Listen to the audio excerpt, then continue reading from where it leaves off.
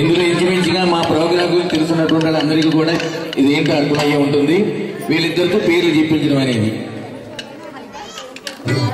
ఏమా పేర్లు చెప్పాలి అంటే మీ పేరు మీరు చెప్పడం, మీ పేరు మీరు చెప్పడం కదా రఘుపతి గారు. ఒకరి పేరు ఒకరు చెప్పాలి.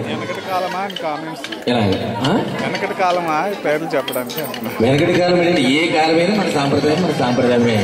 వెనకటి కాలంలో 3 వేసారని ఇప్పుడు 33 వేయలేదుగా.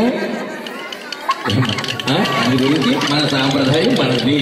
ఓకే, మీ ఇద్దరిలో పేరు ఎవరిని నేను ముందుగా అడగాలి?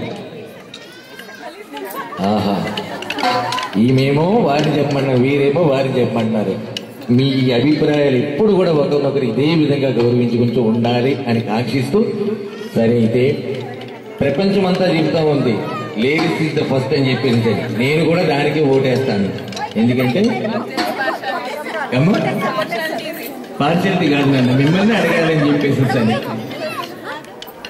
ఎందుకంటే వాళ్ళు ఈ వంశాన్ని, మీ వంశాన్ని నిలబెట్టేటటువంటి దాని నువ్వు అన్నీ కూడా ఉన్నాయమ్మా మీతో. ఒకసారి మీ శ్రీవారి పేరు? రఘుపతి రెడ్డి. ఏమా ఓకేనా? సరిపోయిందా? ఇంకో 2 అక్షరాలు చెప్పారు. మీ దోస్తే కదా. సరే, రఘుపతి రెడ్డి గారు. సార్ పెద్దలు అక్కడ కూర్చొని ఉన్నారు, మీ అందరికి వినిపించిందా? అది వినిపించలేదట వాళ్ళకి.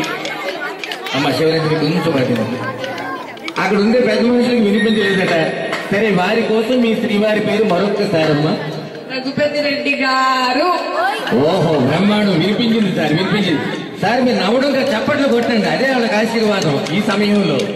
ఓకే సార్, మీ శ్రీమతి గారి పేరు? మహేశ్వరి రెడ్డి. మహేశ్వరి రెడ్డి సార్. అరే వినిపించింది సార్. మహేశ్వరి రెడ్డి. సార్ వినిపించింది సార్. ఏది మరొకసారి చెప్పట్లు, ఇద్దరికి ఆశీర్వాదయోగంగా. అలానే మీరు ఇప్పుడు కూడా ఇదే విధంగా ఒకరి అభిప్రాయాన్ని ఒకరిని గౌరవించుకుని మీ పుట్టినింటికి మెట్టినింటికి మంచి పేరు ప్రఖ్యాతులు తీసుకురావాలని, మంచి వంశోద్ధారకుడు మంచి అమ్మాయితో మీ యొక్క సంసార సుఖవంతం కావాలని, సకల దేవతలు ఉండేటటువంటి శ్రీనివాస కళ్యాణంతో మీ వైవాహిక జీవితం ఇప్పుడు కూడా కళ్యాణ వసంతంతో నిండుకోవాలని అన్నమాచార్య సంకీర్తన దాసుగా మిమ్మల్ని ఇద్దరిని ఆశీర్వదిస్తూ చిరాయువుగా ఆశీర్వదిస్తూ